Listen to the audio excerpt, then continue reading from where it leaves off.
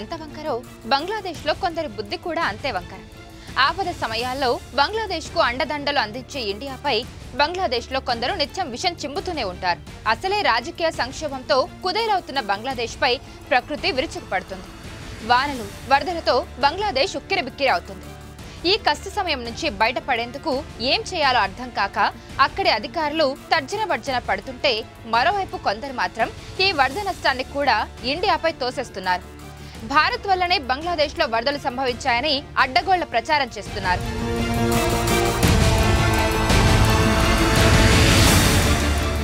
బంగ్లాదేశ్లో భారీ వరదలు దాదాపు 18 లక్షల మందిని ప్రభావితం చేశాయి. 30 మందికి పైగా ప్రాణాలు విడిచారు. అయితే ఈ వరదలకు ఇండియానే కారణమని పెద్ద ఎత్తున ప్రచారం జరుగుతోంది. త్రిపురలోని గుమ్టీ నదిపై డుంబూరు డ్యాం గేట్లను భారత్ ఒక్కసారిగా తెరవడంతోనే బంగ్లాదేశ్ భారీ వరదలకు కారణమని సోషల్ మీడియాలో వేల సంఖ్యలో పోస్టులు కనిపిస్తున్నాయి. అటు పలు బంగ్లాదేశ్ మీడియా సంస్థలు కూడా ఇదే విషయాన్ని తన ఛానల్లో ప్రసారం చేస్తున్నాయి. అయితే బంగ్లాదేశ్ నుంచి వస్తున్న వార్తలు నిజం కాదని భారత్ వర్గాలు అంటున్నాయి. ఈ కథనాలను తోసిపుచ్చుతున్నాయి.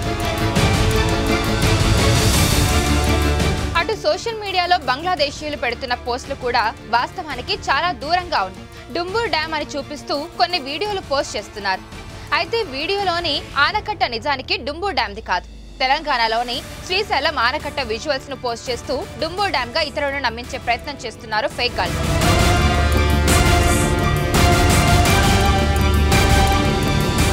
గుమ్టీ నది బంగ్లాదేశ్లోకి ప్రవేశించే ముందు ఈశాన్య భారత రాష్ట్రం త్రిపుర గుండా ప్రవహిస్తోంది. త్రిపురలో ఉన్న డుంబూర్ ఆనకట్ట బంగ్లాదేశ్ సరిహద్దు నుంచి 120 కిలోమీటర్ల కంటే ఎక్కువ ఎగువన ఉంటుంది. అయితే బంగ్లాదేశ్లో వినాశనానికి కారణమవుతున్న వరద డుంబూర్ కారణంగా సంభవించింది కాదు. అక్కడి పెద్ద పరివాహక ప్రాంతాల నుంచి వచ్చిన నీటి కారణంగా వరద ఉధృతి పెరిగిందని ఇండియా కౌంటర్ ఇస్తోంది. ఈ విషయాన్ని బంగ్లాదేశ్ గమనించాలని విమర్శిస్తోంది.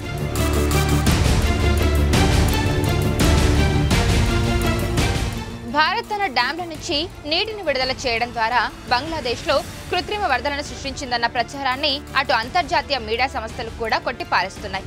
ప్రముఖ మీడియా సంస్థ DW.com సైతం ఫ్యాక్ట్ చెక్ చేసి ఇదే విషయాన్ని స్పష్టం చేసింది.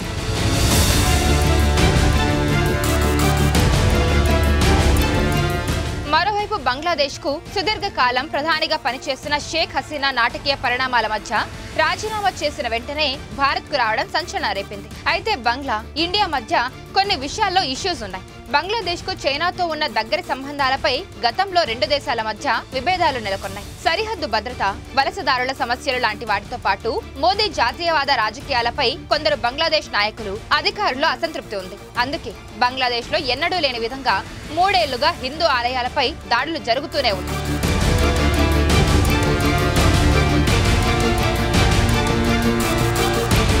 మరిన్ని వీడియోస్ కోసం ఛానల్ ని సబ్స్క్రైబ్ చేయండి. లేటెస్ట్ అప్డేట్స్ కోసం వాట్సాప్ ఛానల్ ని ఫాలో చేయండి.